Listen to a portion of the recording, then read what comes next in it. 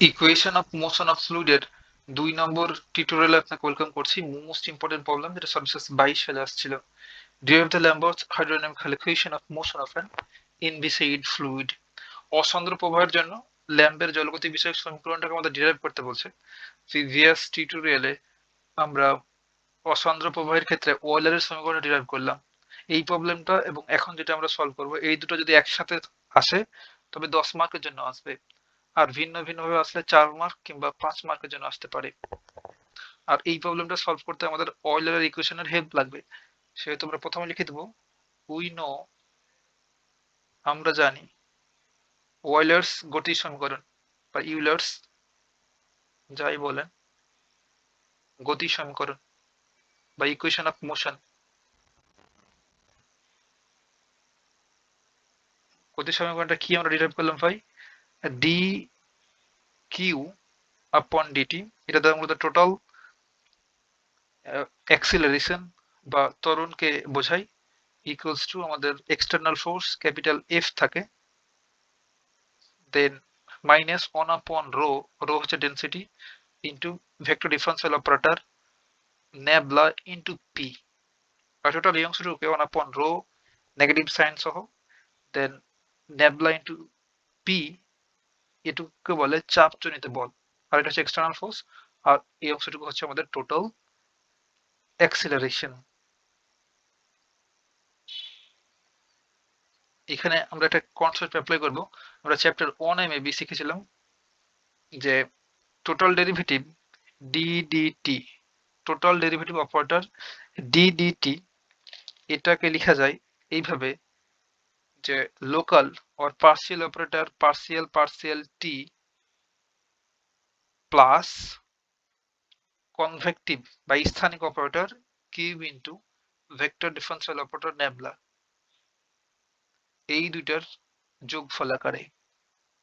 এমন একটা প্রবলেমই ছিল চ্যাপ্টার 1 এ, এটার সময় এটা দেখাতে বলতো, অর্থাৎ লোকাল অ্যান্ড কনভেক্টিভ ডেরিভেটিভের মধ্যে রিলেশন এটা। তাহলে আমরা যদি এই ডি ডিটি এটার পরিবর্তে এই রাইট সাইডটা লিখি তাহলে সুন্দর একটা ফিগার দাঁড় হয়ে যাবে। তাহলে partial partial T plus Q vector into operator, আর আমাদের এই যে কিউ আছে না, কিউটা গুণ অবস্থায় রয়েছে, কিংবা এখানে ব্র্যাকেট না দিলে সুন্দর করে লেখা যায়। আচ্ছা, একটা ব্র্যাকেট অ্যাপ্লাই করি, এই যেখানে কিউটা পাশে গুণ অবস্থায় থেকে গেল, আর এই ডি ডিটির পরিবর্তে এই অংশটুকু লিখতে পারলাম ইকুয়ালস টু এই ক্যাপিটাল এফ এক্সটার্নাল ফোর্স, এটা জায়গায় থাকলো minus 1 upon rho into operator into P. এখন জাস্ট মাল্টিপ্লাই করে দেবো, তাহলে partial Q upon partial T plus Q operator into Q vector equals to right সাইডে আছে F minus 1 upon rho nabla into P. এটা দিলাম 1 নম্বর ইকুয়েশন। এই 1 নম্বর ইকুয়েশনটাই মূলত ল্যাম্বের হাইড্রোডাইনামিক্যাল ইকুয়েশন অফ মোশন, গতির জন্য, অর্থাৎ জলগত বিষয়ক ল্যাম্বের গতির সমীকরণ। বাট এক্ষেত্রে যে এই অংশটুকু রয়েছে 1 নম্বর ইকুয়েশনে, এই অংশটুকুর মান আমাদের জানা নাই। এইটা যদি জেনে এখানে বসাই দিতে পারি তাহলে আমরা তো ইজিলি বলতে পারছি ভাই এটা হচ্ছে আমাদের এক্সটার্নাল ফোর্স, এই অংশটুকুকে বলি আমরা চাপজনিত বল, আর এটা হচ্ছে আমাদের এক্সেলারেশন, যেটা কি একটা ভেলোসিটি, এটাকে টাইম রেসপেক্ট ডেরিভেট করলে আমরা এক্সেলারেশন পাই, ত্বরণ। তাহলে এই অংশটুকুর মান যদি আমরা 1 নম্বর ইকুয়েশনে বসাই দিতে পারি তবে 1 নম্বর ইকুয়েশনটাই হবে আমাদের ল্যাম্বার্টস হাইড্রোডাইনামিক্যাল ইকুয়েশন। তাহলে এই অংশটুকুর মান বের করার জন্য আমাদের এখন একটা ফর্মুলার হেল্প নিতে হবে, যেটা বলে ভেক্টর ক্যালকুলাসের স্ট্যান্ডার্ড ফর্মুলা কিংবা বলতে পারেন আইডেন্টিটি। সেটা কি এখানে আমরা একটু লিখি।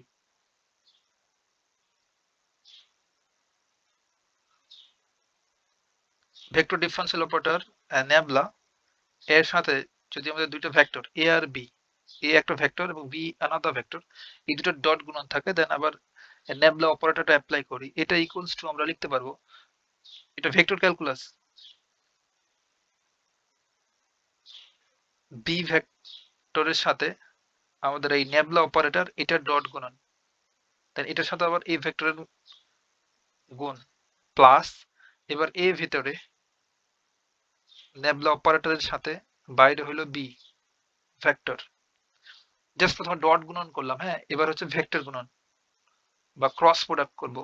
বি এর সাথে ক্রস প্রোডাক্ট, ভেতরে ভেক্টর ডিফারেন্সিয়াল অপারেটর নেবলা, এটার সাথে ক্রস প্রোডাক্ট হচ্ছে এ এর প্লাস, এবার এটা হচ্ছে বাইরে, দেন এ এর সাথে ক্রস প্রোডাক্ট, ভেতরে নেবলা, এটার সাথে ক্রস প্রোডাক্ট হবে। এই ক্রস প্রোডাক্টকে আমরা ভেক্টর গুণন বলি, হ্যাঁ ডট গুণনকে স্কেলার গুণন, আমরা ইতিমধ্যে জানি ছোটকালের পড়াই সব, এগুলো অবশ্যই ভেক্টর, তাই না?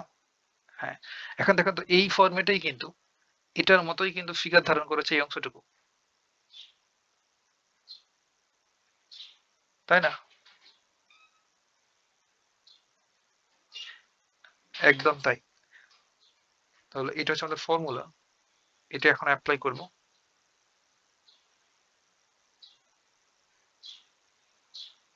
এখন লিখবো আবার, তাহলে এই ভেক্টর ডিফারেন্সিয়াল অপারেটর নেবলা এটা নিয়ে আসলাম, এবং এ আর ভি দুইটা ডিফারেন্ট ভেক্টর ছিল, বাট আমাদের এখানে জাস্ট কিউ আছে।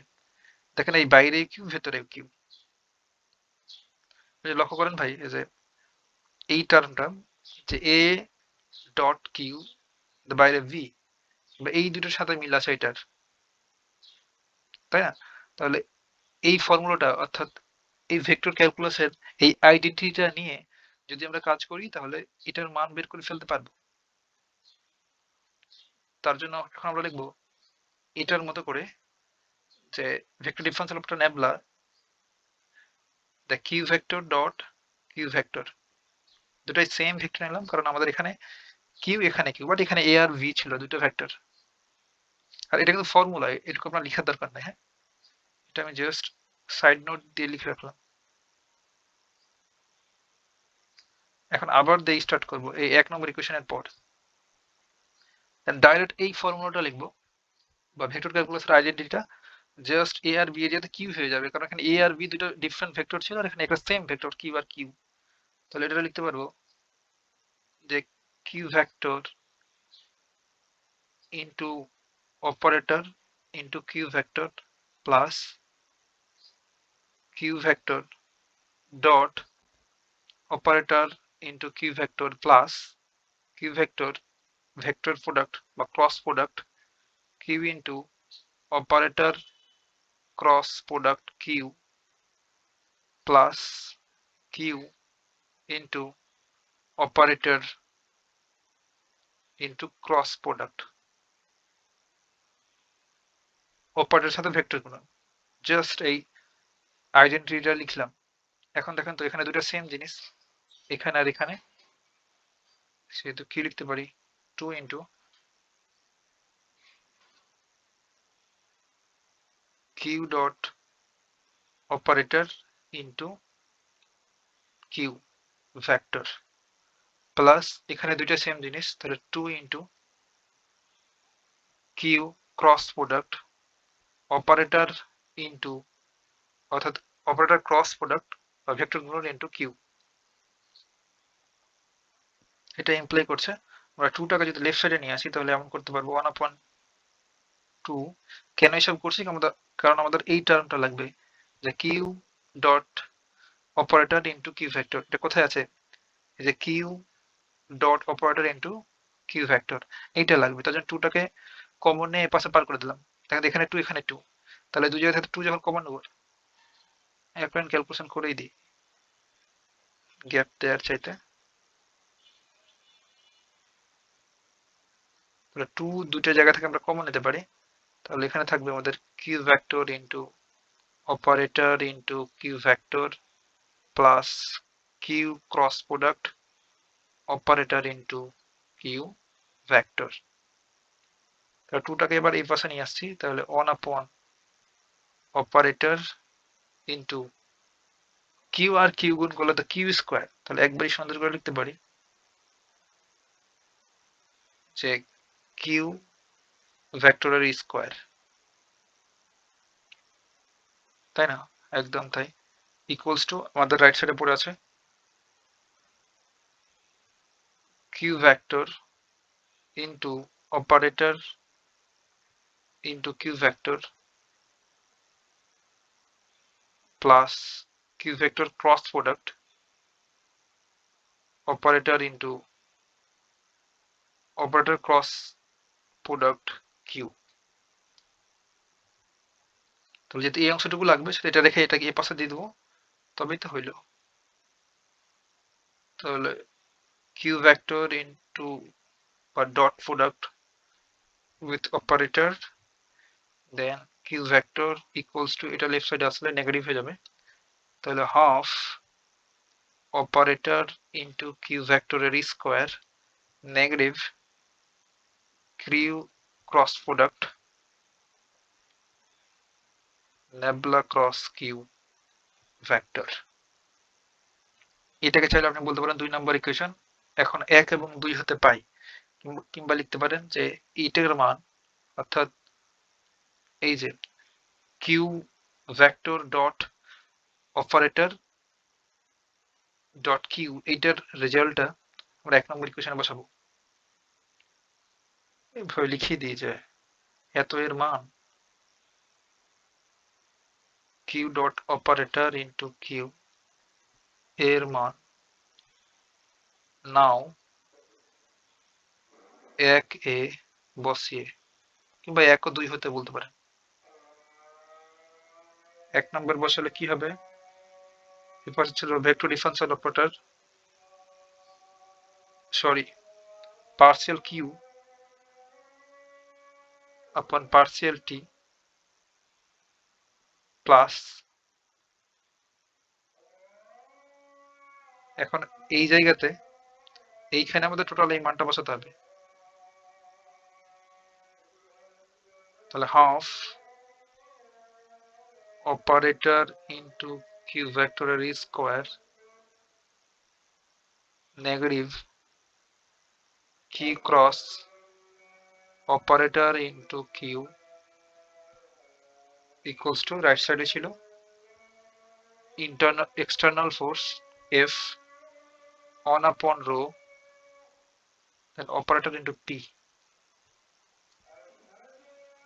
এটা ইমপ্লাই করছে যে partial Q upon partial T plus on upon